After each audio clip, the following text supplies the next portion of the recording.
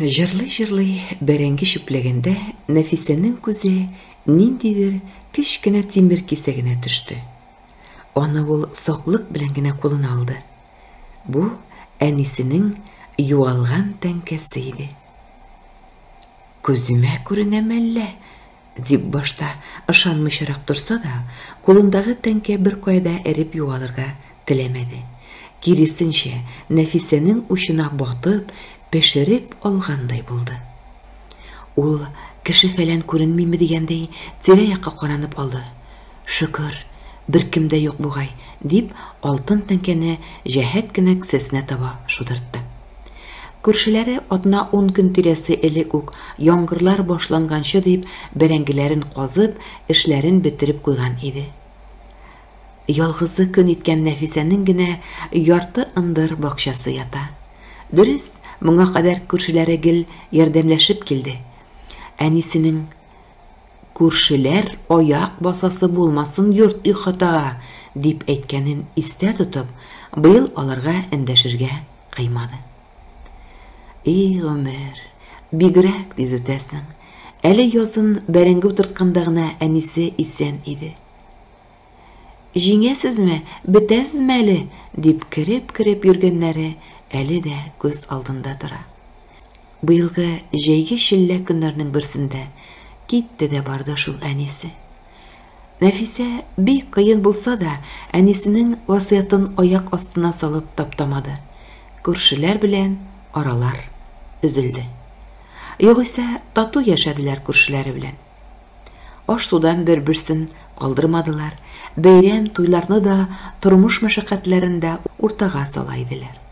Бигрәк тә Нәфисә 10 ел яшәгән иреннән аерылып кайткач, иң зур терәкләре әлеге дә баяга шул ике як күршесе булды.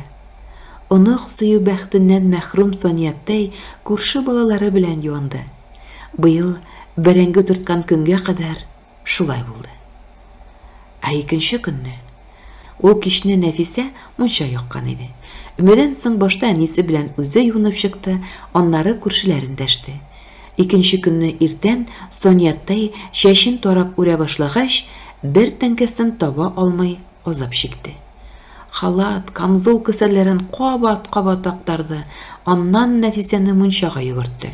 Эзләп тә таба алмагач, Нәфисә әнисенең кушуы буенча күршеләргә дә кереп чыкты. Тик ул бер тәңкә суга төшкән кебек юк булды да куйды. Инәкәйнең кыз чагындагы тәңкәләрен ничә еллар соклап тагып килдем. Кайсы рәхмәтлесе алды икән, дип атна буе сөйләнеп йөргәннән соң Санияттай урын өстеннән бөтенләй тормас булып китте. Нәфисә аны никадәр генә тынычландырырга тырышса да, Санияттай дөньядан ваз кичкән кыяфәттә ята бирде. Алай гына да түгел, бер көн килеп, күршеләрнең берсенең генә эше, тәңкәм мунчада төшкән, шуннан табып алган кайсысыдыр, дип карарын да чыгарып куйды. Нәфисәнең аңа каршы: «Әнкәй, язган булса табылыр тәңкәң, бар да Ходай кулында, син бит үзең әйтә идең, иң аламасы кеше рәнҗеше, юкка шикләнмик әле», диюен ошатмады. «Син, балакай, яшь шул әле, белмисең, инәкәй төсенең ни икәнен. Үлемтеккә җыеп куйган акчам югалса да борчылмас идем. Җирдә калдырмаслар, күмәрләр дияр идем. Инәкәй төсе бит кабатланмай. Нәфисәдән бәрәңге казу кайгысы китте. Ул кош тоткан кешедәй куанып, күршеләренә таба юл алды. Бүген таң алдыннан Нәфисәнең төшенә әнисе керде. Икегә үреп салган чәчендәге алтын тәңкәләрен чыңлатып, исән чагындагыча күршеләрен кунакка дәшеп йөри иде ул.